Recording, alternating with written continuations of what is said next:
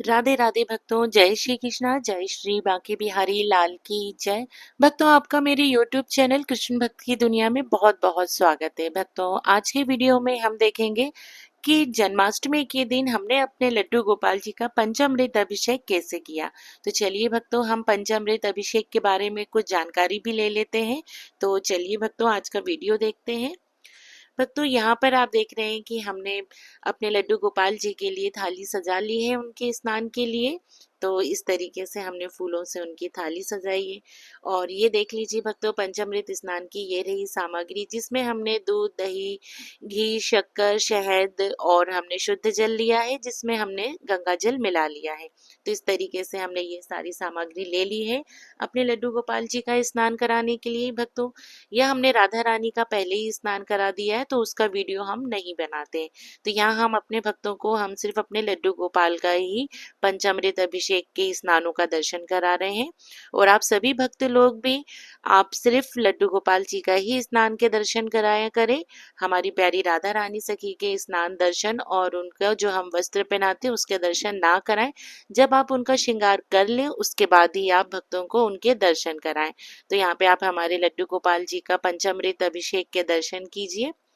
भक्तों, देखिए, पंचामृत अभिषेक जिसे चरणामृत के रूप में भी जाना जाता है, भगवान कृष्ण और जो हमारे प्रभु भगवान विष्णु जी हैं और उनके जितने भी अवतार हैं, ये सब उनको अर्पित किए जाने वाला एक पवित्र प्रसाद है, जिसमें दूध, दही, घी, शहद और चीनी जैसे 5 अमृत सामग्री होती हैं। माना जाता है कि यह भगवान को प्रसन्न करता है और भक्तों को आशीर्वाद देता है। तो यहाँ आप देख लीजिए, हमारे लड्डू गोपाल जी कितने प्यार से स्नान कर रहे हैं। और भक्तों, कहते हैं कि जब हम अपने प्रभु को हम पंचामृत अभिषेक कराते हैं, तो जो हम दूध, घी, दही, शक्कर से हम कराते, तो प्रभु बीच बीच में थोड़ा सा खा भी लेते हैं। हमारे लड्डू गोपाल जी प्रेम पूर्वक प्रसाद के रूप में हम उनका स्नान कराते हैं। और जब उनके मुख तक जाता है, जैसे कि हम दही कर रहे हैं, तो वो थोड़ा थोड़ा बहुत अपने प्रसाद के रूप में वो थोड़ा सा ग्रहण भी कर लेते हैं। तो ऐसा हमने इंद्रेश जी की कथा में, हमारे जो महाराज जी इंद्रेश जी, हमने उनकी कथा में श्रवण किया था। तो उनने बताया था कि इस तरीके से लड्डू गोपाल जी बीच बीच में थोड़ा सा जो हम अभिषेक की सामग्री हम प्रभु को हम जिससे इस पंचामृत अभिषेक कराते हैं, वो थोड़ा थोड़ा सा खा भी लेते हैं। तो भक्तों, पंचामृत अभिषेक के पीछे कई धार्मिक मान्यताएं हैं कि भगवान कृष्ण को दूध, दही, मक्खन और अन्य जितनी भी डेयरी उत्पाद होते हैं वो बहुत प्रिय हैं, इसलिए पंचामृत उन्हें विशेष रूप से प्रिय है। पंचामृत में इस्तेमाल होने वाली प्रत्येक सामग्री का अपना महत्व होता है। दूध जो होता है वो पवित्रता का प्रतीक होता है, दही होता है वो सुख समृद्धि का प्रतीक होता है, और घी होता है वो शक्ति और जीत का प्रतीक माना जाता है।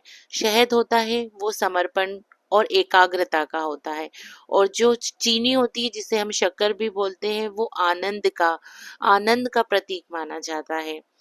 पंचामृत का सेवन करने से शरीर और रोग से मुक्ति मिलती है। जितने भी आपके रोग कष्ट होते हैं उनसे मुक्ति मिलती है। इसलिए पंचामृत जो भी हम प्रभु को हम स्नान कराते हैं उसका सेवन जरूर से जरूर करें, ताकि आपके शरीर के रोगों से जो भी रोग है उन्हें मुक्ति, मतलब जो भी रोग होते हैं उन्हें मुक्ति मिले, और जो आपका इम्यून सिस्टम होता है वो मजबूत बने। माना जाता है कि पंचामृत का पान करने से व्यक्ति जन्म और मृत्यु के बंधन से मुक्त हो जाता है और उसे मोक्ष की प्राप्ति होती है। इसलिए पंचामृत अभिषेक करने के बाद आप उसे जरूर स्वीकार करें प्रसाद स्वरूप। पंचामृत से भगवान का अभिषेक करने और इसे पीने से भगवान विष्णु की विशेष कृपा रहती है और भक्तों को आशीर्वाद मिलता है।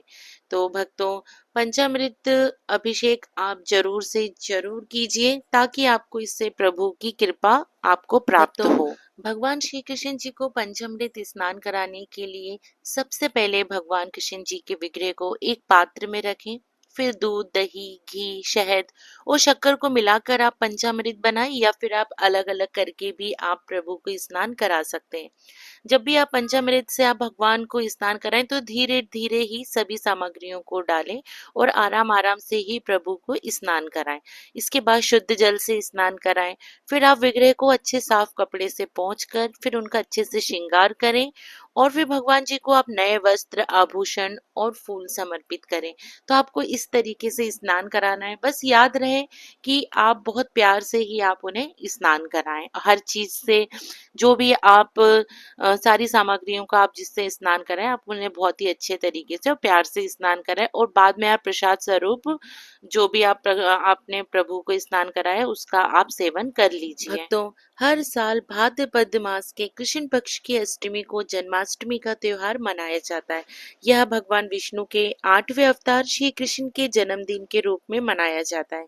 भले ही उनका जन्म मथुरा में हुआ हो, लेकिन यह पर्व पूरे देश में बड़े ही धूमधाम के साथ मनाया जाता है।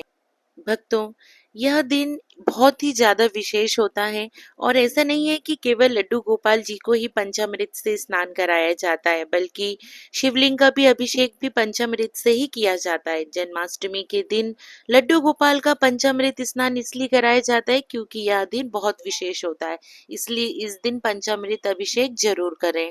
भक्तों, चलिए हम जान लेते हैं कि हम जो स्नान कराते हैं लड्डू गोपाल जी को, तो उसका महत्व क्या है। तो चलिए हम महत्व भी जान लेते हैं कि हम जो लड्डू गोपाल जी को हम कच्चे दूध से स्नान कराते हैं, तो इससे क्या फर्क पड़ता है। तो भक्तों, हम ये भी बता दें कि कच्चा दूध त्वचा की सारी गंदगी को साफ कर देता है, इसलिए कच्चे दूध से स्नान कराना बहुत अच्छा बताया गया है। इसलिए आप प्रभु को कच्चे दूध से स्नान कराएं। कच्चे दूध से स्नान कराने के बाद आपको लड्डू गोपाल जी को दही से स्नान कराना चाहिए। दही ठंडा भी होता है और त्वचा को मुलायम भी बनाता है। स्नान विधि की तीसरी कड़ी में लड्डू गोपाल जी को देसी घी से स्नान कराना चाहिए, क्योंकि घी का गुण होता है कि वह त्वचा में नमी बनाता है, नरम बनाता है, कोमल बनाता है। इसलिए घी से स्नान कराते वक्त लड्डू गोपाल जी की मालिश भी करें, और स्नान कराते वक्त घी की मात्रा को बहुत कम रखें।